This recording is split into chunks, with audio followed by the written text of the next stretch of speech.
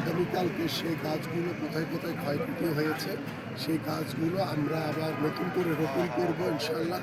এবং এইভাবে আমরা আমাদের এই সুন্দর রাস্তাটিকে আমরা পরিষ্কার পরিচ্ছন্ন করে আমরা আগের স্বরূপে ফিরিয়ে আনতে চাই।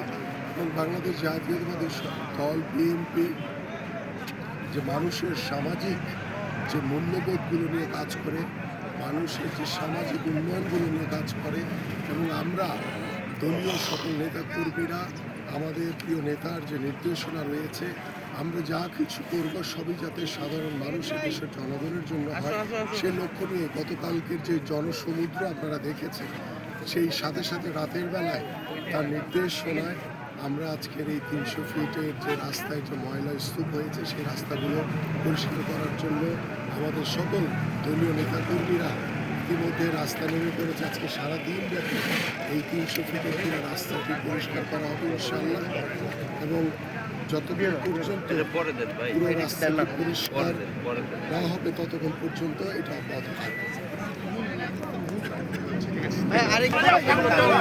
তিনি পরিষ্কার অভিযানে নেমে